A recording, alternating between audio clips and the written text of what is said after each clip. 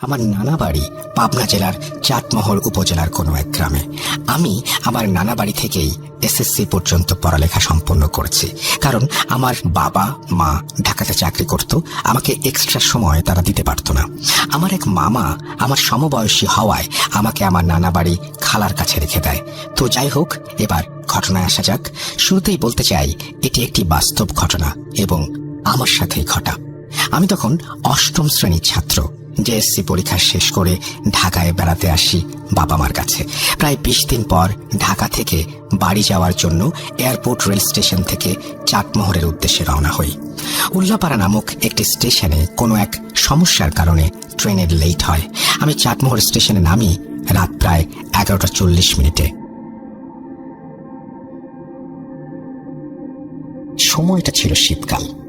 স্টেশনে নামার পরে প্রথমে আমাকে ভ্যানে করে চাটমোহর নতুন বাজার যেতে হবে, তারপরে নতুন বাজার থেকে আরেকটি ভ্যানে করে গ্রামে যেতে হবে। তো যথারীতি স্টেশন থেকে বের হয়ে রাস্তায় দাঁড়াই, কিন্তু ভ্যান ছিল না। যে 2-3টা ছিল তারা একজন লোক নিয়ে অত দূর যাবে না। তাই আমি একটা চা দোকানের বেঞ্চের উপরে বসে কোনো ভ্যান আসে কিনা তার জন্য অপেক্ষা করতে থাকি। প্রায় রাত 11:48 একটা ভ্যান আসে, কিন্তু ভ্যানে পাট লোড করা ছিল, হরিপুর নামক এক গ্রামে যাচ্ছিল।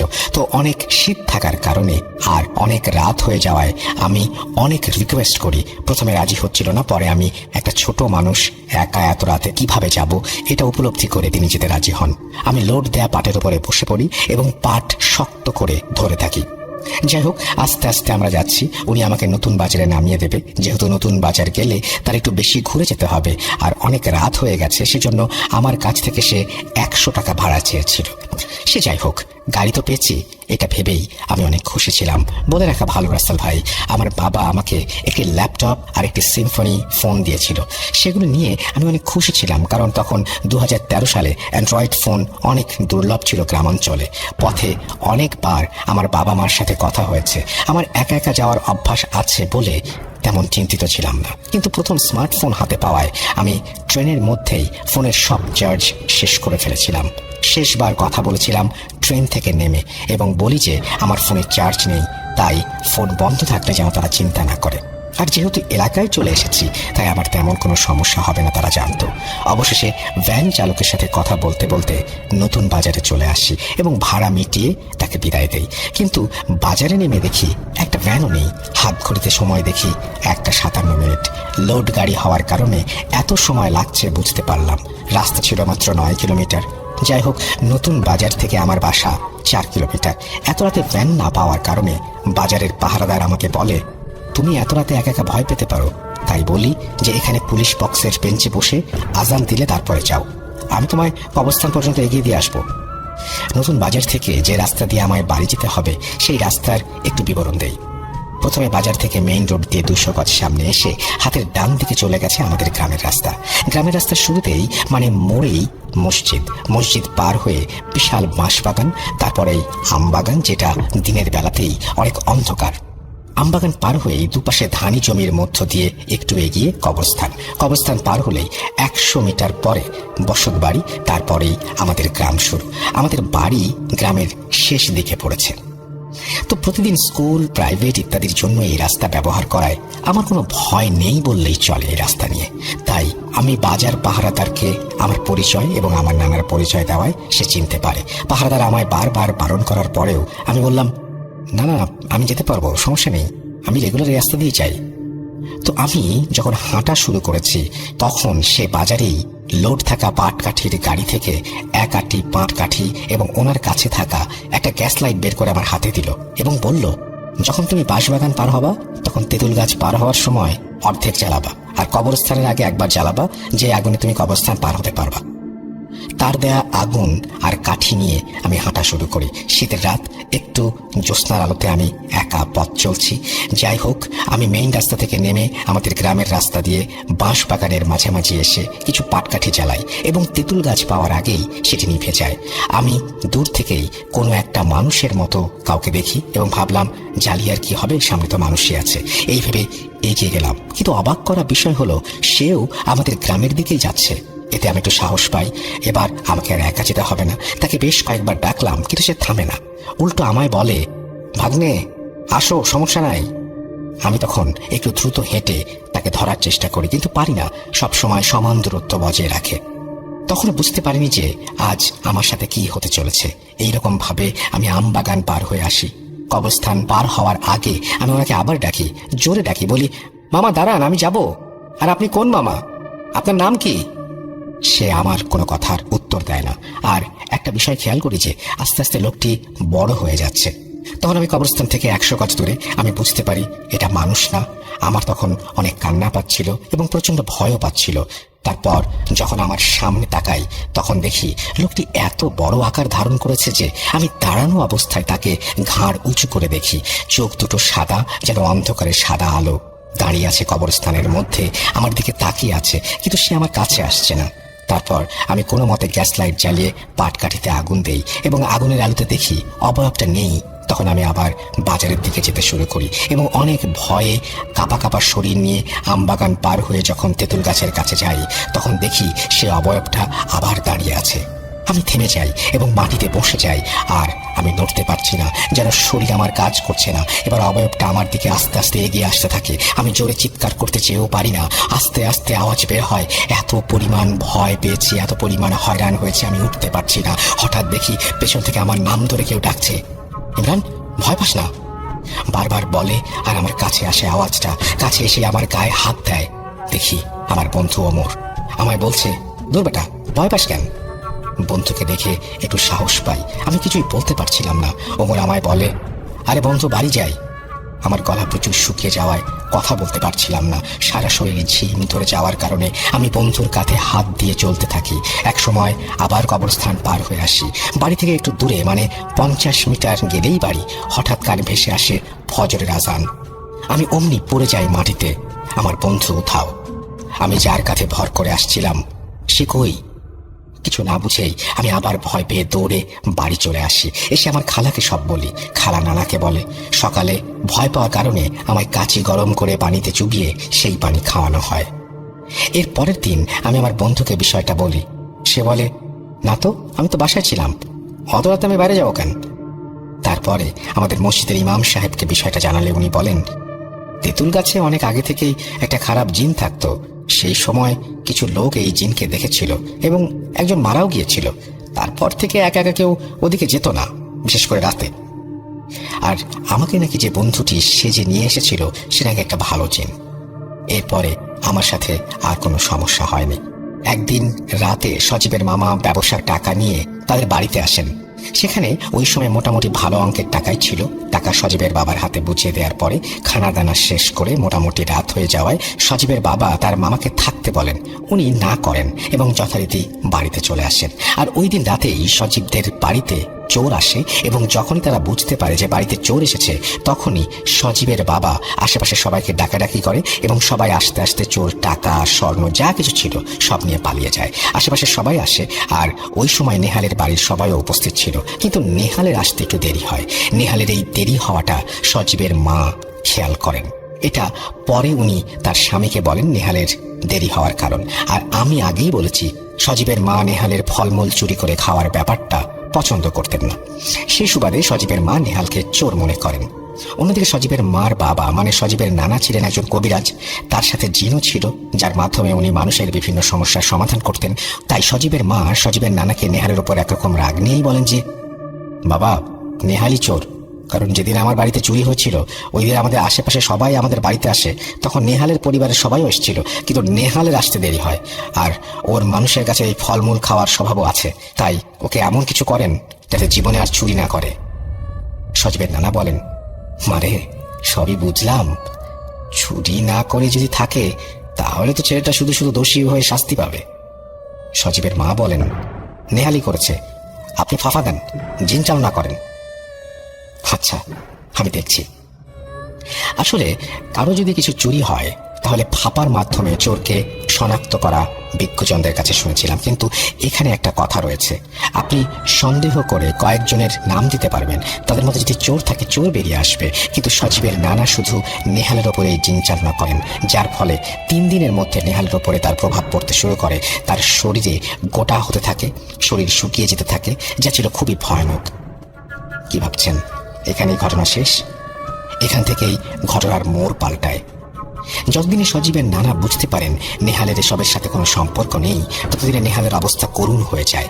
নেহালও বুঝতে পারছিল যে তার সাথে কেন এমন হচ্ছে, তাই তার বাবা তাকে হুজুরের কাছে নিয়ে যান। হুজুর দেখেই বুঝতে পারেন যে তার উপরে জিন চালনা করা হয়েছে। হুজুর তখন তাকে পানি পড়া দেন এবং 3 দিন খেতে বলেন, আর 3 দিন পরে আবারও আসতে বলেন। তারপর নেহাল তার বাবা চলে আসেন। তারপর হুজুর আসন করেন এবং ওনার সাথে থাকা জিনগুলোকে ডাকেন। তারপর জিনগুলোকে জিজ্ঞেস করেন এই ছেলের সাথে কি হয়েছে। তখন জিনেরা হুজুরকে সবকিছু খুলে বলেন, আর দেখতে দেখতে 3 দিনও শেষ হয়ে যায়। নেহাল তার বাবা আবার হুজুরের কাছে যায়। তারপর হুজুরকে জিজ্ঞেস করে কেন তার সাথে এরকম হয়েছে। হুজুর তাদেরকে বলেন, আপনারা যাওয়ার পর আমি আমার জিনদের সাথে কথা বলেছি। সজীবদের বাড়িতে চুরি হওয়ার ঘটনাটা মনে আছে আপনাদের? নেহালের বাবা বলেন, হ্যাঁ, তো ওই ঘটনার সাথে ওর অসুস্থ হওয়ার সম্পর্ক কি? হুজুর বলেন, সজীবের বাবা যখন চোর চোর বলে ডাকতে থাকে, আশেপাশের সবার সাথে আপনারাও যান, কিন্তু নেহাল যায় দেরি করে। তাতেই সজীবের মা ভেবে নেয় সজীব হয়তো চুরিটা করেছে। তারপর উনি সন্দেহের ভিত্তিতেই ওনার বাবা অর্থাৎ সজীবের নানার মাধ্যমে নেহালের উপরে জিন চালনা করেন। তারপরেই নেহালের এই অবস্থা। নেহালের বাবা চোখে পানি নিয়ে বলেন, তাহলে এখন এর থেকে বাঁচার উপায় কি? হুজুর বলেন, উপায় একটা আছে, আপনাদের যেভাবে বলছি সেভাবেই করবেন, ইনশাল্লাহ আপনারা সাফা পাবেন। 3 দিন ফজরের নামাজের পরে কিছু দোয়া বলে দিচ্ছি, ওইগুলো পরে পানিতে ফু দিয়ে নেহালকে 3 রাস্তার মোড়ে গোসল করাবেন এবং 3 মাস অর্থাৎ 90 দিন কোনো প্রকার মাছ খাওয়াতে পারবেন না। তারপর যথারীতি হুজুরের কথা মতো সব করা হয়। সে অনেকটা সুস্থ হয় এবং নিয়মগুলো মানতে থাকে। তারপর নেহাল আর তার বাবা সজীবদের বাড়িতে যায় এবং নেহালের বাবার সাথে অনেক রাগারাগি করেন। তারপর সজীবের নানা ও মার ব্যাপারে সব বলে আসেন, তারা কি কি করেছেন এবং তার ছেলের কিভাবে ক্ষতি হয়েছে। সবকিছু শুনে সজীবের বাবা তার স্ত্রীকে মারতে চান। তখন সামনে থাকা সবাই তাকে আটকান। তারপর সজীবের বাবা বলেন, বাবা, যেহেতু তোর সাথে অন্যায় হয়েছে তাই আমিও চাই চোর বের হোক। তারপর নেহালের বাবা আর সজীবের বাবা মিলে ওই হুজুরের কাছে যান আবার নতুন করে জিন চালান করার জন্য। আসল চোর কে? তারপর অনেকের নাম দেন। আরেকটা কথা বলে রাখা দরকার যে সজীবের বাবারা ছিল 4 ভাই। তাদের মধ্যে থেকে 3 জনের নাম মিলিয়ে 7 জনের নাম দেয়া হয়। মোট 10 জনের নামের ওপর ভাবার মাধ্যমে জিন চালনা করা হয় এবং 3 দিন অপেক্ষা করতে বলেন। 3 দিন পরে সবাই বুঝতে পারে যে চুরি করেছে সে আসল চোর সজীবের আপন ছোট কাকা। তার সাথেও ঠিক একই ঘটনা ঘটেছিল নেহালের মতো। আর এই একই অবস্থা দেখে কারো আর বুঝতে বাকি থাকে না যে কে চুরিটা করেছে। পরবর্তীতে সবাই তাকে জিজ্ঞেস করে সে চুরি করেছে কিনা। তারপর সজীবের কাকা স্বীকার করেন যে উনি টাকা স্বর্ণগুলো চুরি করেছেন। তারপর গ্রামবাসীরা সবাই তাকে সুস্থ হওয়ার পরে গ্রাম থেকে চলে যেতে বলে। আগে যেহেতু টয়লেট কিছুটা দূরে বানানো হতো, তাই দাদি এই অবস্থায় টয়লেটে যেতে চাচ্ছিল না, কারণ এর আগে তার বাচ্চাকে দাদি বাঁচাতে পারেনি। কেন বাঁচাতে পারেনি তা যদি শুনতে চান তাহলে আমি তা শেয়ার করব অন্য কোনো দিন। এখন ঘটনায় আসি। দাদি টয়লেটের পাশে বসে হঠাৎ পেছন দিক থেকে তাকাতে থাকেন এবং দেখেন নারকেল গাছে কেউ বসে আছে। এবং দাদি এইসব দেখা মাত্রই ওই অবয়বটার পা দুটো এতই বড় হয়ে যায় যে মাটি স্পর্শ করে, অর্থাৎ নারকেল গাছ থেকে অবয়বটির পা মাটিতে স্পর্শ করে এবং মুহূর্তেই অবয়বটা আকারে অনেক বড় হয়ে যায়। আর দাদিকে লক্ষ্য করে দাদির কাছে আসতে শুরু করে এবং মুহূর্তেই চারপাশ মনে হয় যেন ঘূর্ণিঝড় হচ্ছে। দাদি সাথে সাথে দৌড়ে বাসার দরজায় এসে দাদাকে ডাক দেয় এবং ঘরে ঢুকে দরজা বন্ধ করে দেয়। ওই দিন দাদির কিছু করতে পারেনি, কিন্তু তারপর দিন দাদি অনুভব করে তার পেটে বাচ্চা নড়াচড়া করছে না এবং হাসপাতালে ভর্তি করে ডাক্তার জানায় যে পেটের বাচ্চা মারা গেছে এবং অপারেশনের প্রস্তুতি নিচ্ছে। তখন দাদি দেখে তার বাচ্চা পেট থেকে বের হয়ে গেছে কোনো রকম ব্যথা ছাড়াই। ডাক্তার ব্যাপারটাতে অনেক অবাক হন। তারপর আমার আব্বু এবং আমার 2 ফুপু জন্ম নেয়। দাদি এবং বাকিরা সবাই ভেবেছিল ওই রাতের ঘটনা এখানে শেষ। কে জানতো এই ঘটনার ফলাফল এতটা ভয়াবহ হবে। জি, ঘটনার শেষ ওইখানে ছিল না। আমি আমার আব্বুর একমাত্র মেয়ে। 2012 সাল আমি কোচিংয়ে পড়তে যেতাম বিকেলে এবং ছুটি হতো 7:30 থেকে 8টার দিকে। দাদি অনেক সময় আমাকে নিয়ে আসতো। কোচিংটা ছিল অনেক দূরে। দাদি একদিন আমাকে নিয়ে বাসায় আসবে বলে আমাদের এলাকায় বসে আমার জন্য অপেক্ষা করছিল। সময়টা ঠিক সন্ধ্যা। তিনি ওই বসা অবস্থায় অনুভব করেন তার শরীরের মধ্যে কেমন একটা অনুভূতি হচ্ছে। না দাঁড়াতে পারছিলেন, এমনকি হাত নাড়াচাড়া করতে পারছিলেন। হাসপাতালে নেয়ার পর জানা যায় দাদি ব্রেন স্ট্রোক করেছেন এবং তার ডান সাইড প্যারালাইজড হয়ে গেছে। দাদি তখন কথাও বলতে পারতো না, মুখটা কিছুটা বাঁকা হয়ে থাকতো। দাদি আগে প্রায়ই হঠাৎ করে পড়ে যেত, কখনো হাত ভাঙে কখনো পা, এবং দাদি একটা একটা কথা বলতো যে কেউ তাকে ধাক্কা দিয়েছে। অবাক করা ব্যাপার এইটা যে দাদি যখন পড়ে যেত তখন আশেপাশে কাউকে দেখা যেত না, এমন কেউ থাকতো না যে ধাক্কা দেবে। আর একটা কথা বলি, দাদি 5 ওয়াক্ত নামাজ আদায় করত। যখন স্ট্রোক করে তারপর থেকে নামাজ পড়া বন্ধ হয়ে যায়, কারণ তিনি নড়াচড়াই করতে পারতেন না। একদিন আমি স্কুল থেকে আসি এবং সবাই দাদিকে বলে আমার হাতটা ধরতে, এর কারণ দাদিকে হাতের ব্যায়াম করাতে হতো এবং বিভিন্ন জিনিস ধরানোর চেষ্টা করতে বলতো। তাই আমি হাতটা ধরে চেষ্টা করি, দাদি আমার হাত ধরে এবং আমি অনুভব করি দাদি অনেক শক্ত করে ধরেছে। আমি আমার হাত নাড়াতে পর্যন্ত পারছিলাম না। আমি দাদির দিকে তাকাতে তিনি দাঁত শক্ত করে এবং চোখ একদম লাল আর মুখে একটা শয়তানি হাসি ফোটান। আমি জানি না তখন আমার ভেতর থেকে প্রশ্ন আসলো যে যেই মানুষটা কিছুক্ষণ আগে পর্যন্ত হাত দিয়ে আমার হাত ধরতে পারছিল না, অন্যের সাহায্য নিচ্ছিল, সে কিভাবে এত শক্ত করে আমার হাত ধরে আছে। আমি তখন বলি আমার কোচিংয়ে যেতে হবে, হাত ছাড়েন। তখন আমার বড় ফুপু আমার হাতটা ছাড়িয়ে দেয়। আমার ওই দিন থেকে সন্দেহ হয় যে দাদির কিছু একটা হয়েছে আর ওই হাসিটা দাদির না। কিন্তু কি হয়েছে তা বুঝে উঠতে পারছিলাম না। বলে রাখি আমার বয়স তখন 11 বছর। বুঝতেই পারছেন ওই বয়সে যতটুকু বুঝেছি তাই অনেক। তারপর দিন সকালে আমি আমার ফুফাতো ভাই বোনদের উঠোনে বসে আছি। আমার ফুফাতো বোন উঠে বাড়ির মেইন গেট লক করে দিয়ে আমার সাথে এসে বসে। কিছুক্ষণ পর গেট নিজে থেকেই অনেক জোরে খুলে যায় এবং বাতাস ছিল না। আমাদের গেট লক করা ছিল, কিন্তু এমনই একটা অবস্থা ঘটে যে মনে হচ্ছিল যে বাতাস বা ধাক্কায় এটা খোলা সম্ভব না, তারপরে গেটটা খুলে যায়। আমি ঠিক তখনই দাদির অদ্ভুত কথা বলতে থাকি আর আমি অনুভব করি আমাদের বাড়িটা কেমন যেন ভারী হয়ে গেছে। আমাকে দাদি ছোটবেলায় শিখিয়ে দিয়েছিল প্যারানর্মাল কিছু হলে আয়াতুল কুরসি পাঠ করতে। আমি আন্দাজ করতে পারছিলাম যে দাদির ওপরে কিছু ভর করেছে, কিন্তু সঠিকভাবে অনুমান করতে পারছিলাম না। আর এইটাও বুঝতে পারছিলাম যে বাড়িতে আমি ছাড়া অদৃশ্য কিছু প্রবেশ করছে।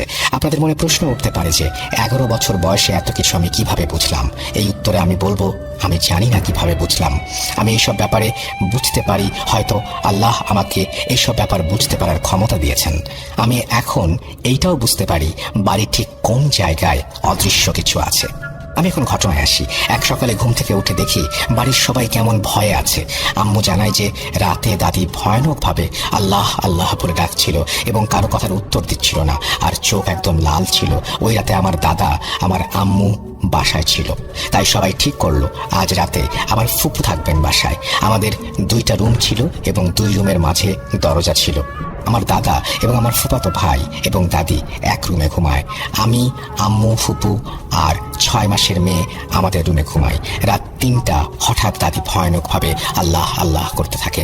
ফুফাতো ভাই দাদির পাশে শোয়া, ভাবছিল দাদি জিকির করছে। আমার ফুপু রুমে গিয়ে দেখে দাদির চোখ একদম লাল হয়ে গেছে আর মুখে সেই শয়তানি হাসি। ফুপু তার ছেলেকে সাথে নিয়ে আমাদের রুমে পাঠিয়ে দেয়। আমাদের ততক্ষণে ঘুম ভেঙে যায়। দাদির কণ্ঠ এতটাই ভয়াবহ ছিল যে কারো পক্ষে ঘুমিয়ে থাকা সম্ভব না। আমাকে আম্মু কোনোভাবেই দাদির রুমে যেতে দিচ্ছিল না। অবাক করা ব্যাপার হচ্ছে দাদির প্রতিটা চিৎকারে 6 মাসের বাচ্চাটাও জোরে জোরে কান্না করছিল। আমি সুযোগ বুঝে একটু দাদির রুমে উকি দিয়ে যা দেখলাম তা দেখে আমি নিজের চোখকে বিশ্বাস করতে পারছিলাম না। আমি দেখি দাদি বুকের ওপর ভর দিয়ে শুয়ে আছে আর তার পা গুলো নাড়াচাড়া করছে। আপনি চিন্তা করেন একজন প্যারালাইসিসের পেশেন্ট সে কিভাবে ওভাবে শুয়ে থাকতে পারে এবং নিজের পা নাড়াচাড়া করতে পারে। দাদি নিজ থেকে পাশ ফিরে শুতে পর্যন্ত পারত না, আর 2 হাত দিয়ে আমার ছোট ফুপুর বুকে খামচে দিচ্ছিল। আবারও বলছি ভাইয়া, 2 হাত দিয়ে। আমি দেখে কিছুক্ষণ আমার মাঝে ছিলাম না। আজানের কিছুক্ষণ আগে দাদি ঘুমিয়ে পড়ে। পরদিন সকালে দাদি কিছুই মনে করতে পারছিলেন না। আমার বড় ফুপু এক হুজুরের কাছে যায়। হুজুর জানায় দাদির ওপর বদ জিন আসর করেছে, যা ঠিক 40 থেকে 50 বছর আগে ঘটেছিল, এবং ওই রাতের ঘটনা জানায় এবং বলে ওই রাতে দাদির ক্ষতি করত যদি দাদি চলে না আসতো। আর দাদির নিচে ক্ষতির সম্মুখীন না হলেও দাদির পেটে থাকা সন্তান ক্ষতির মধ্যে পড়েছিল। বদ জিনের জন্য বাচ্চা মারা যায়। দাদিকে এতদিন কিছু করতে পারেনি, কারণ দাদি সবসময় নামাজ আদায় করতেন এবং তাহাজ্জুদের নামাজ আদায় করতেন। অসুস্থ অবস্থায় নামাজ আদায় করতে না পারার কারণে এবং বিছানায় টয়লেট করার কারণে দাদি সবসময় নাপাক অবস্থায় থাকতেন এবং বদ জিনের জন্য সহজ হয়ে গিয়েছিল দাদির শরীরটিকে আয়ত্তে নিয়ে আসা। হুজুর ওই দিন কিছু তাবিজ দেয়, যেহেতু দাদিকে নিয়ে যাওয়া সহজ ছিল না, আর হুজুর অনেক বয়স্ক থাকায় উনিও আমাদের বাসায় আসতে পারছিলেন না, তাই কাজটি অনেক কঠিন হয়ে পড়ে। হুজুর বাড়ি বন্ধ করে দেন এবং দাদির শরীরও বন্ধ করে দেন, কিন্তু কিছুতেই দাদি সুস্থ হচ্ছিলেন না। প্রতি রাতে 3টা থেকে 5টা পর্যন্ত দাদি ভয়ানক কণ্ঠে আল্লাহ আল্লাহ করতেন। কিন্তু সকাল হলে প্রতিবেশীরা বলতো রাতে আমাদের বাসা থেকে কান্নার আওয়াজ কেন আসে, বাচ্চার কান্নার আওয়াজ। আর শুনতে পায় আমাদের বাড়ির টিনের চালে বড় বড় ঢিল ছুঁড়ে কেউ। ভাইয়া, আমরা রুম থেকে কোনো ঢিলের আওয়াজ শুনতে পেতাম না। আমার দাদির ভয়ানক কণ্ঠে আল্লাহ আল্লাহ বলা এতটাই জোরে ছিল যে পুরো এলাকা সেই আওয়াজ শুনতে পেত। এইভাবে আমাদের দিন কাটতে থাকে। রাতে কেউ ঘুমাতে পারতাম না। সারা রাত ওই ভয়ঙ্কর কণ্ঠ। হুজুর কোনোভাবেই জিনকে হাজির করতে পারছিলেন না। এমনকি দাদির শরীরে আসলেও আল্লাহ ছাড়া আর কিছু বলতো না। তাই বুঝতে পারছিলাম না জিনটি আসলে কি চায়। একদিন হুজুরের কাছে হাজির হয় এবং হুজুর কোনো কথারই উত্তর দিচ্ছিলেন না, শুধু এটুকুই বলেন, আমি ওর কলিজা খাবো। এতদিন পর ওর শরীরে প্রবেশ করতে পেরেছে, তাই সে যেতে চায় না। একটা কথা বলি ভাইয়া, যেদিন আম্মু প্রথম দাদির অদ্ভুত আচরণের কথা বলেছিল, আমি তখন পুরোপুরি বুঝতে পারি যে দাদির ওপর অদৃশ্য কোনো জাতির আক্রমণ আছে। আমি জানি না ওই বয়সে ঠিক কিভাবে দাদিকে আমি বাঁচাবো। আমি নিজেকে প্রশ্ন করতে থাকি, আমি কি করব দাদির জন্য? আমার ধারণা কাকে বলবো, কে বিশ্বাস করবে? তাই আমি একটা জগে পানি নিয়ে তাতে আয়াতুল কুরসি পাঠ করে দম দেই, আর ওই পানি ছিটিয়ে দেই আমাদের বাসার বিভিন্ন জায়গায়। আমার টয়লেট ছিল দাদির রুমের জানলা থেকে কয়েক হাত দূরে, আর জানলার পাশে ছিল একটা পুরনো আম গাছ। আম গাছের আশেপাশে ছিটিয়ে দেয় সেই পানি। আমি বুঝতে পারিনি দাদিকে বাঁচানোর এই চেষ্টা করতে গিয়ে এর ফলাফল এতটা ভয়াবহ হবে যে আমার জীবনটা ওলটপালট হয়ে যাবে। ওই দিন কোচিং থেকে চলে যাই এবং ওই দিন থেকে অনুভব করি সারাদিন আমার আশেপাশে কেউ আছে। শুধু রাতে দাদি যখন ভয়ানক আচরণ করত তখনই অনুভব করতাম না অদৃশ্য কিছুটাকে। কখনো কখনো চিৎকার করে বলতাম, কি চান আপনি আমার কাছে? আপনার তো আমি কোনো ক্ষতি করিনি, কেন আমার এরকম পিছু নিয়েছেন? ভাইয়া, 11 বছরে আমার কতটুকু সাহস থাকার দরকার ছিল আমি জানি না। হুজুর একদিন পানি পড়া দেয় এবং বলে যখন পরিস্থিতি স্বাভাবিক দেখবে তখন পুরো বাসায় ছিটিয়ে দেবে। এর মধ্যে হুজুর জানায় বাড়ির বড় মেয়েকে নিয়ে আসবে আমার কাছে। আমি ছিলাম বড়। হুজুর আমাকে দেখে বলল, বাহ, খুব সাহসী তুমি, ভয় তোমাকে কাবু করতে পারেনি। তোমাকে নিয়ে আমার চিন্তা ছিল, তোমার ছোট প্রচেষ্টাতেও তুমি পথ জিনকে আঘাত করতে পেরেছ। তখন বুঝতে পারি ওই দিন পানি ছেটানোটা জিনের শরীরের মধ্যে পড়েছিল। আমাকে সূরা পড়ে দেন হুজুর, আর ফুপুকে বলে দেন আমাকে কোনোভাবে যেন দাদির চোখে না পড়তে দেয় যখন দাদির শরীরে জিন প্রবেশ করবে। এক রাতে আমি দাদির রুমে টিভি দেখছিলাম এবং দাদিকে আম্মু আর ছোট ফুপু রাতের খাবার খাওয়াচ্ছিল। আমার ফুপু খেয়াল করেন দাদির চোখ একদম লাল এবং শয়তানি হাসি দিয়ে আমার দিকে তাকিয়ে আছে, আর তার চোখের পলক পড়ছে না। তখনই আমার ফুপু আমাকে চিৎকার করে বলে, শাকিলা, ওই রুমে যা। আমি দাদির দিকে তাকিয়ে একদম স্তব্ধ হয়ে যাই। আমি কেমন একটা ঘোরের মধ্যে চলে যাই। আমার আম্মু দৌড়ে এসে আমাকে ধরে নিয়ে অন্য রুমে নিয়ে যায় এবং আমার বড় ফুপুর ছেলে, আমার বড় ভাই, এসে পানি পড়া ছিটিয়ে দেয়। দাদি যখন ধমক দিয়ে বলে, আমার ফুফাতো ভাইকে আমাকে দেখতে দিলি না কেন? তারপর দাদি ঘুমিয়ে পড়ে। ওই রাতে অদ্ভুত ঘটনা ঘটে। ভাইয়া তার চাচার সাথে ঘুমাতো। তার চাচা লক্ষ্য করে ভাইয়া রাত 2-3টার সময় উঠে দরজা খুলতে চেষ্টা করছে। চাচা ভাইয়াকে ডাক দেয়। ভাইয়া দরজার দিকে মুখ করে উত্তর দেয় ভয়ানক কণ্ঠে, তুই নিজের ভালো চাইলে চুপচাপ ঘুমা, আমাকে বিরক্ত করিস না। তারপর চাচা উঠে ভাইয়াকে থামানোর চেষ্টা করে। এক পর্যায়ে চাচা ভাইয়াকে থাপ্পড় দেয় আর ভাইয়াও চাচাকে থাপ্পড় দিয়ে বসে। এরপর ভাইয়াকে জোর করে শুইয়ে রাখা হয়। সকালে ওঠার পর ভাইয়ার কিছু মনে ছিল না। এরপর থেকে দাদির অবস্থা আরো খারাপ হতে থাকে। সারাদিন তার কোনো হুঁশ থাকতো না। দাদির হার্টবিট চলতো, তাই বুঝতে পারতাম তিনি বেঁচে আছেন। সবুজ রঙের একটা লালা পড়তো মুখ থেকে। হুজুর কিছু করতে পারছিলেন না। সন্ধ্যা পর্যন্ত এমনই থাকতো। তারপর মাগরিবের নামাজের পরে তার হুঁশ ফিরত। একটা কথা, আমার দাদির ডাক্তারি চিকিৎসাও আমরা চালাই। এমন একদিন বিকেলে দাদির অবস্থা দেখে অ্যাম্বুলেন্স নিয়ে যাব, এমন সময় আমাদের পাশের বাড়ির এক দাদি গাড়ির ভেতরে উকি দিয়ে দেখতে যায় দাদিকে। তখনই দাদি হঠাৎ চোখ খোলে এবং ওই দাদিকে দেখে বিরক্ত হয়ে দাদির চোখ লাল হয়ে যায়। ভাইয়া, হসপিটাল থেকে এসে শুনি ওই দাদিটা, অর্থাৎ যাকে দেখে চোখ লাল হয়েছিল, ওই দাদিটা বাসায় যে ছটফট করে শেষ নিঃশ্বাস ত্যাগ করেন। ওই রাতে দাদির শরীরে এসে জিন জানায় ওকে আমি মেরেছি, আমাকে বিরক্ত করেছে সেই কারণে। আমরা এই কথা শুনে কান্নায় ভেঙে পড়ি। একজন নিরীহ মানুষের জীবন চলে গেল। আমার ছোট ফুপু রাগে দাদির কনিষ্ঠ আঙুল চেপে ধরে। দাদি বলতো কিভাবে জিনকে আটকানো যায়। দাদির মধ্যে থাকা জিন মুহূর্তে চিৎকার করতে শুরু করে। আমার বড় ফুপু অন্য কনিষ্ঠ আঙুল চেপে ধরে আর জোরে জোরে বলতে শুরু করে। তখন ছোট ফুপু জিজ্ঞেস করে, কে তুই? উত্তর দেয়, আমি কে তা তোরা কেউ জানতে পারবি না কখনো। তারপর প্রশ্ন করে, কোত্থেকে আসলি? উত্তর দেয়, একটা মাজার থেকে। আমি মাজারের নাম উল্লেখ করছি না। তারপর আরো কিছুক্ষণ কথা হয়। এরপর এক পর্যায়ে সে চলে যায়। এ মাঝে অনেক ঘটনা ঘটে। যেহেতু ঘটনা অনেক বড়, তাই সব ঘটনা তুলে ধরা সম্ভব হচ্ছে না। আমরা অনেক হুজুরের কাছে গিয়েছিলাম, কিন্তু তারা বলতো আমাদের মাফ করবেন, এ অনেক শক্তিশালী, আমরা কিছু করতে পারবো না।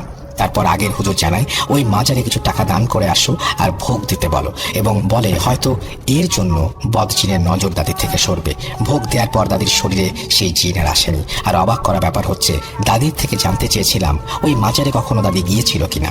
দাদি বলেছিল উনি কখনো মাজারে যায়নি। আমরা সবাই ভেবেছিলাম শেষ ওইখানে, কিন্তু একটা কথা আছে না ভাইয়া, শেষ থেকে শুরু হয় নতুন কিছুর। শুরুতেই একটা কথা বলেছিলাম, আমার জীবনটা ওলট পালট হয়ে গেছে। কেন হয়েছে জানেন? বলবো এরপরে। 2014 সালের গ্রীষ্মের মাঝামাঝি সময় আমার শ্বশুর একজন ধনী মানুষ ছিলেন। তিনি আমাকে বললেন, তোমার যতটুকু জমি আছে তাতে তুমি ধান আবাদ করো। চরে বালু থাকার কারণে তো ধান আবাদ ভালো হয় না। এক কাজ করো, তুমি আমার চরের কিছু জায়গা নিয়ে সেখানে পটল চাষ করো, ভালো ফলন দেবে। যেই কথা সেই কাজ, আমি পটল আবাদ শুরু করলাম। ইনশাল্লাহ দেখতে দেখতে পটল ধীরে ধীরে তোলার উপযোগী হয়ে উঠল। তো ঘটনা শুরু হয় আবাদকৃত পটল বিক্রি করা নিয়ে। তো একদিন আমার স্ত্রী বলল, শোনেন, কয়েক বস্তা পটল বিক্রি করে দিন। পাশের বাড়ির রহিম ভাই আজ তার জমি থেকে পটল তুলে বাজারে বিক্রি করে ভালো দাম পেয়েছে। তো আমিও ভাবলাম, যেহেতু বেশিরভাগ পটল এখনো বিক্রির উপযোগী হয়নি, এই সময় বিক্রি করলে ভালো দাম পাওয়া যাবে। যেহেতু তিনি একটু আগে চাষ শুরু করেছিলেন, তো যে কথা সেই কাজে। দুপুরে রোদ বেশি হওয়ার কারণে বিকেলে পটল তুলে বাজারে বিক্রি করতে নিয়ে যাওয়ার জন্য প্রস্তুতি নেই। তারপর একটা সাইকেলে করে 2টা বস্তা নিয়ে 4টার দিকে আমি রওনা দিই। বাসা থেকে 4-5 মাইল দূরে হবে বাজার। বাজার যাওয়ার রাস্তার খানিকটা বিবরণ দেই। 1 কিলোমিটার পর্যন্ত দুই পাশে ফসলি জমি, তারপর বড় চর, তারপর 3-4টে বড় বাঁশঝাড়, এরপর একটা ভাঙা ব্রিজ। সেই ব্রিজকে নিয়ে অনেক ভৌতিক ঘটনা রয়েছে। তারপরে 1 কিলোমিটার দূরে বাজার। তো বাজারে পৌঁছলাম যখন, তখন আনুমানিক 6টা 30। বাজারে বেশি পটল না আসায় পাইকারিরা আমার সামনে ভিড় জমাতে শুরু করে। খুব তাড়াতাড়ি আমার সব পটল খুব ভালো দামে বিক্রি হয়ে গেল। ততক্ষণে এশার আজান দিয়ে দিয়েছে।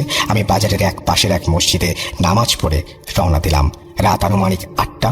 গ্রীষ্মের সময়, চারিদিকে শুনশান, একটা গাছের পাতা পর্যন্ত নড়ছে না। কি ভয়াবহ নির্জনতা। আমি সাইকেল চালিয়ে যাচ্ছি আর ভাবছি আজ ভালোই ইনকাম হলো। এই কথা ভাবতে ভাবতে আমি যেই ভাঙা ব্রিজটির কাছাকাছি চলে আসি, তখনও আমার মনে বিন্দুমাত্র ভয়ের ছিটেফোঁটা নেই। আমি স্বাভাবিকভাবে ব্রিজের ওপর সাইকেল চালিয়ে উঠলাম। ব্রিজে ওঠার সঙ্গে সঙ্গে আমার সাইকেলের চেন পড়ে গেল। আমি একটু বিরক্ত হয়ে চেন তুলতে লাগলাম। এরপর চেন তুলে যেই না ব্রিজ থেকে সাইকেল চালিয়ে নামতে যাব, তখন দ্বিতীয়বার চেইন পড়ে। আমি ব্যাপারটি স্বাভাবিকভাবেই নেই এবং একইভাবে আমি সাইকেলটি হাতে নিয়ে ব্রিজটি পার হই। তারপরে সাইকেল চালাতে লাগলাম। সামনে একটা চর, চারপাশে শুনশান, কিছুটা জ্যোৎস্নার ম্লান আলো। যেহেতু বালু, সেহেতু আমি সাইকেল থেকে নেমে হেঁটে যেতে শুরু করলাম।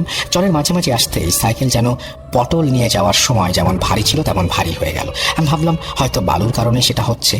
আমি কোনো রকম প্যারানর্মাল কিছু আমি মনে করিনি, কিন্তু খটকা লাগে তখন যখন আমি চর পার হয়ে মাটির কাঁচা রাস্তায় উঠি। রাস্তায় ওঠার পর কিছু দূর যাওয়ার পর আমার সাইকেলের পেছনের সিট অনেক ভারী হয়ে যায়, মনে হয় কেউ বসে আছে, এবং আমি অনুমান করি, কিন্তু পেছনে ঘুরে দেখি কিছু নেই।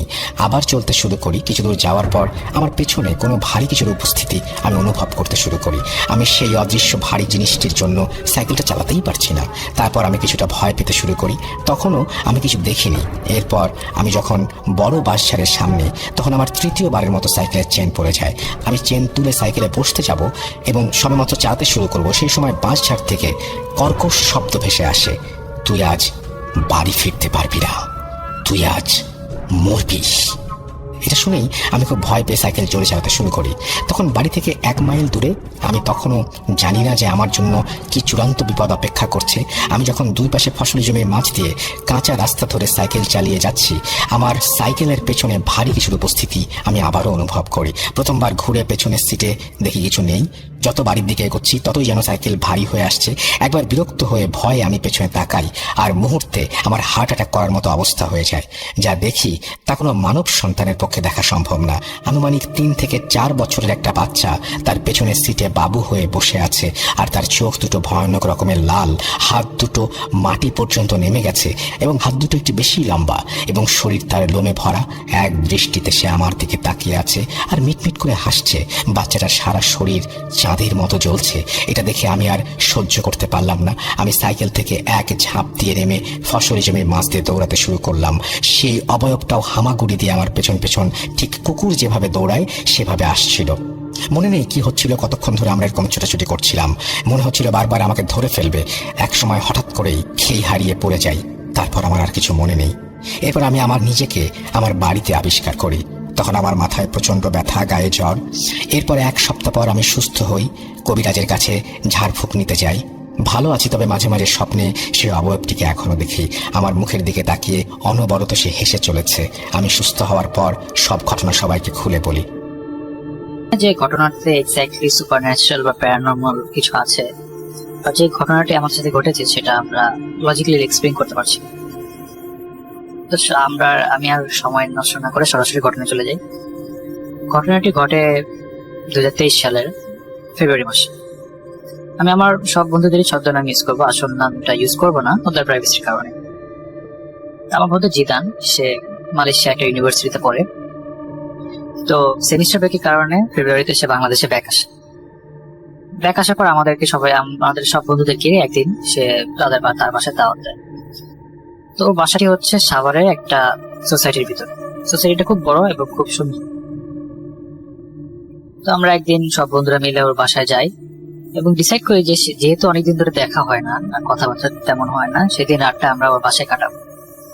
তো সারাদিন খুব ভালোভাবেই যায়। রাত্রেবেলা খাওয়া দাওয়ার পরে আমরা সবাই ডিসাইড করি যে সাথে গিয়ে ভূতে ফিল্ম শুনবো। ফেব্রুয়ারির শেষের দিক হওয়ার পরেও ওদিক সাভারের দিকে খুব ঠান্ডা ছিল, কারণ খোলামেলা জায়গা ছিল আর গাছপালাতে ভরা ছিল পুরো জায়গা সোসাইটি। তো দেখা যাচ্ছে যে আপনার এনভায়রনমেন্টটা খুব ভালো ছিল ভূতের শোনার জন্য। তো আমরা সবাই রাত 1:15টার দিকে ছাদে যাই এবং ভূতের শোনা স্টার্ট করি। তো আমি ওর বাসায় একটা ডিসক্রিপশন দিয়ে দিচ্ছি। ওর বাসাটি হলো আপনার সোসাইটির দক্ষিণ দিকের পুরো শেষ প্রান্ত, ওয়ালের সাথে লাগানো। আর ওয়ালের পর হলো খুব বিশাল বড় একটা জঙ্গলই বলা যায়, কারণ বিশাল বড় একটা স্পেস, সামনে হলো খালি মাঠ, আর পরে দূর দূরান্ত পর্যন্ত শুধু জঙ্গল আর জঙ্গল, গাছপালাতে ভরা। আর ওর অনেক পর দেখা যায় 1 কিলোমিটার এরকম পর দেখা যাচ্ছে যে আরো কয়েকটা বাসা বাড়ি আছে ওগুলো আলো বাতি চলছে, এগুলো দেখা যাচ্ছে। তো ওই জায়গাটা স্পেসটা পুরাই মিলিটারি আন্ডারে। তো আমরা এরকম বলতে স্টার্ট করে দেখা যাচ্ছে যে 0.5 ঘন্টা 40 মিনিট হয়ে যাচ্ছে, কিন্তু খুব ভালো লাগছে না, স্টোরিগুলো এত ভালো লাগছে না। আর দেখা যায় সবাই একসাথে হওয়ার কারণে মাঝখান দিয়ে অনেক গল্প গুজব হচ্ছে, তো এরকমভাবে মানে ক্লিয়ারলি ফোকাসও করতে পারছি না স্টোরিতে। তো আমরা প্রথম শোনা বন্ধ করে ডিসাইড করি যে সবাই সবার পার্সোনাল কোনো এরকম এক্সপিরিয়েন্স থাকলে ওইটা শেয়ার করবো। তো আমার এক বন্ধু বলে আমার একটা আছে এরকম এক্সপিরিয়েন্স। আমাদের তো বাসায় ফ্যামিলি প্রবলেম হয়েছে, অনেক ব্ল্যাক ম্যাজিক হয়েছে আমাদের সাথে। তো দেখা যায় ওটা ছুটানোর জন্য রোকেয়া করছে। তো আমরা বেশিরভাগ বন্ধুরা এই রোকেয়া ব্যাপারটা বুঝতাম না, জানতাম না রোকেয়া জিনিসটা কি। আমার এক বন্ধু জানতো এবং সে লাফ দিয়ে উঠে হঠাৎ করে যে আসলে তোর বাসায় রোকেয়া করা হয়েছে। তো ওটা তাহলে তো আসলে একটা রিয়েল স্টোরি, এটা কোনো ভুল ত্রুটি হওয়ার কথা না, কারণ যেহেতু তোর ফ্যামিলিও এখানে তোর ইনভলভ আছে। তা আমরা ওকে জিজ্ঞেস করি যে কেন, ব্যাপারটা কি রিয়েল কেন, রোকেয়া কি জিনিস। তো বলে যে রোকেয়া হলো ইসলামিক ওয়েতে জিন আসর করলে বা ব্ল্যাক ম্যাজিক করলে ওগুলো ছুটানোর যে পদ্ধতিটা, ওটাকেই রোকেয়া বলে। তো আমরা খুব এক্সাইটেড হয়ে যাই যে একটা রিয়েল ঘটনা আমাদের বন্ধুর সাথে ঘটেছে সেটা শুনবো, কিন্তু ও সেটা বলতে চায় না সহজে, কারণ ও বলে যে ওর ফ্যামিলিতে প্রবলেম হতে পারে এটা বললে। তো আমরা খুব জড়াজড়ি করার পর সে বলে যে আচ্ছা আমি যতটুকু পারি কম ডিটেলসে আমি স্টোরিটা বলবো। তো বলা শুরু করে যে এরকম রোকেয়া করা হয়েছে ওর, তখন ওকে দেখানো হয়েছে যে বাসা কোথায় এরকম তাবিজ কাগজ লুকানো ছিল, বিভিন্ন ব্ল্যাক ম্যাজিক করতে যে আইটেম গুলো ইউজ করা হয় ওগুলো কোথায় লুকানো ছিল সেগুলো দেখায়। কোন জিন তাদের বাসায় ওদেরকে জ্বালাতনা করছিল সেটাও দেখায়। তো এগুলা বলার মাঝখানে হঠাৎ করে আপনার যে জঙ্গল ছিল ওই সোসাইটির বাইরে যে মিলিটারি আন্ডারে যে জঙ্গলগুলো ছিল, খুব দূর সেখান থেকে খুব দূর থেকে আপনার শেলের ডাক, এবং একটা শেল না, দেখা যায় 15-20টা শেল একসাথে ডাকছে, এরকম একটা আওয়াজ শুনতে পাই খুব দূর থেকে। তো আপনার কয়েক সেকেন্ডের ভিতরেই আমরা বুঝতে পারছি যে শেলের ডাকটা আরো জোরে, মানে ডাকটা আরো জোরে হচ্ছে, সাউন্ডটা বাড়তেছে আর এবং আরো কাছে আসতেছে আমরা দেখি। তো আমরা একটু ভয় পাই। ও কিন্তু স্টোরি বলতে আছে, কিন্তু একটা সময় এমন হয় আরো কয়েক সেকেন্ড পর, ঘটনাটা খুব কম সময় হয়, আর কয়েক সেকেন্ড পর দেখা যাচ্ছে যে আপনার শেলের ডাকটা একদম এবার অনেক জোরে হয়ে গিয়েছে, আর মনে হচ্ছে যে একদম বাসার নিচ থেকে, মানে জাস্ট ওয়ালের বাইরেই বাসার নিচ থেকে আওয়াজটা আসতেছে। তো ওই দিন মেঘলা ছিল আকাশ রাত্রেবেলা, কিন্তু ক্লিয়ারলি সব দেখা যাচ্ছিল।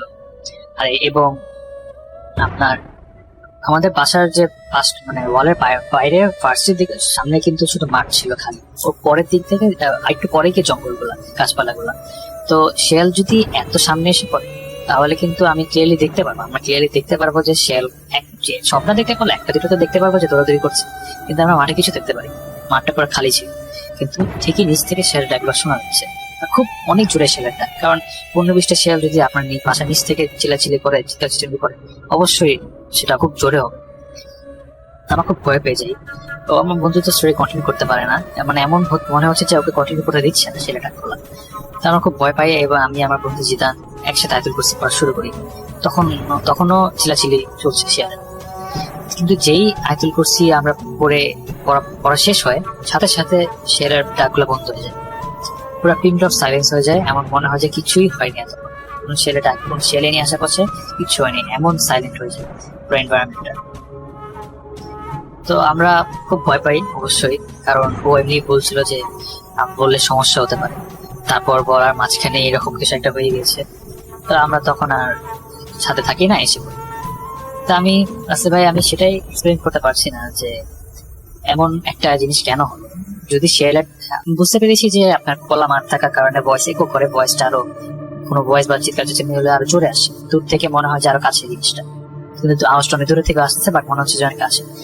কিন্তু এমন একটা আওয়াজ যদি আপনার মনে হয় যে বাসার নিচে এসে পড়েছে, তাহলে তো অবশ্যই শেয়ালগুলো নাইলেও তো দেখা যাবে যে আপনার মাঠে আছে, গাছপালা থেকে বের হয়ে মাঠে এসেছে, এটা তো দেখা যাবে। বাট আমরা একটা শেয়ালও দেখি নেই সেদিন রাতে আশেপাশে, এবং প্রত্যেকটা শেয়ালের ডাকি আপনার আয়াতুল কুরসি পড়ার সাথে সাথে বন্ধ হয়ে গেছে। সেটা তো হওয়ার কথা না। আমি শেয়ালের ডাক আয়াতুল কুরসি পড়ার সাথে বন্ধ কেন হবে? ওরা তো ওদের মতো ডাকতেই হয়, হইতে পারে কোনো কারণে চিল্লাচিল্লি করছে যারা, তাদের কিন্তু আয়াতুল কুরসি পড়ার সাথে সেটা বন্ধ হয়ে গেছে, আর কোনো একটা ফোটা ডাক আমরা আওয়াজ পাইনি ওর পরে। তো আমি ঘটনাটা এক্সপ্লেন করতে পারি নাই, আর আমার বন্ধুদের সাথেও কয়েকবার ডিসকাস করেছি এই ঘটনাটা নিয়ে, কিন্তু আমরা কেউ কোনো লজিক্যাল একটা এক্সপ্লেনেশন যে বের করতে পারবো সেটা পারিনি। এরপর আমাদের সাথে আর কোনো ঘটনা ঘটেনি ওই দিন সেদিন রাতের পর, আর আলহামদুলিল্লাহ এখন সবাই ভালো আছে। কুঞ্জের দোহারে, এবং ঘটনাটি দোহারেরই। ও ছোট থাকতে বাংলাদেশে একবার ঘুরতে গিয়েছিল। ওর দোহারে হচ্ছে ফুপুর বাড়ি। সো ও আমাকে যেভাবে বলছে আমি সেভাবে আপনাকে বলার চেষ্টা করছি। ওরা নাকি সন্ধ্যাকালীন একটা সময় সবাই মিলে, ওর ফ্রেন্ডরা মিলে বাড়ির বাহিরে খেলছিল। বাড়িটার আশেপাশে অনেক অনেক গাছপালা ছিল এবং সামনে একটা ডোবা ছিল এবং একটা অনেক বড় হিজল গাছ ছিল। এবং বাড়ির যে বড়রা আছে, ফুপু এবং ওর মা হচ্ছে বাসায় সামনে বসে সবজি কাটছিল, কিছু একটা করছিল এবং ওরা খেলছিল। ও হঠাৎ করে দেখতে পায় যে আকাশের মধ্যে একটা আগুনের গোলার মতো, পাতিলের মধ্যে একটা আগুনের গোলা উড়ে উড়ে যাচ্ছে। ও এবং ওর ফ্রেন্ডরা ওটা ফলো করার পরে ওটা ওই ডোবাটার কাছে যায়, যে দেখে যে হিজল গাছটা ভাগ হয়ে যাচ্ছে। এটা দেখে ওরা খুব ভয় পায় এবং ওর মাকে ডাক দেয়, ফুপুদের ডাক দেয়।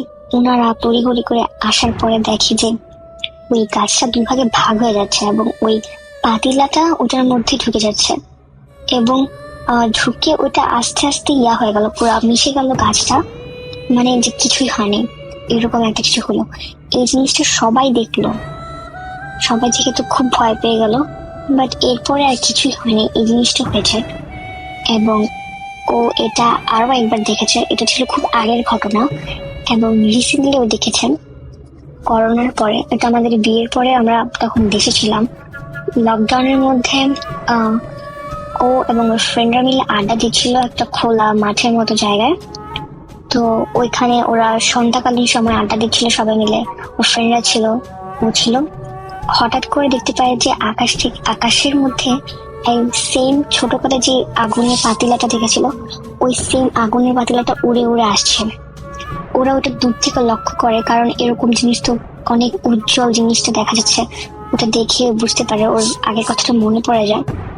সো ওটা দেখলো যে ওর চোখের সামনে দিয়ে এটা ভেসে ভেসে গেল এবং ও এটা শুধু একা দেখে নাই, ওর ফ্রেন্ডরাও আশেপাশে ছিল, ওরাও দেখছে। আমি জানি না ঘটনাটা কতটা ভয়ানক, বাট খুবই অবাক করার মতো বিষয় যে একটা এত মোটা গাছ ভাগ হয়ে ওটার মধ্যে আগুনের পাতলা ঢুকে গেল। এটা খুবই অবাক করার বিষয়। আমার কাছে এরকম আরো অনেক ছোট ছোট ঘটনা আছে, ইনশাআল্লাহ আমি পরবর্তীতে পাঠাবো। Thank you. ঘটনাটি আজ হতে ঠিক 2 মাস আগের। আমার এক বন্ধু প্যারাসাইকোলজি নিয়ে গবেষণা করতে পছন্দ করে। সে বিভিন্ন ধরনের থিসিস পেপার, বিভিন্ন ধরনের প্যারাসাইকোলজিক্যাল বই পড়েছে, বিভিন্ন ঘটনা দেখেছে, শুনেছে। সে ভূত এফএমের একজন রেগুলার লিসেনারও বটে। কিন্তু সমস্যাটা হচ্ছে সে প্র্যাকটিক্যালি বিষয়গুলোকে অনুভব করতে চায়।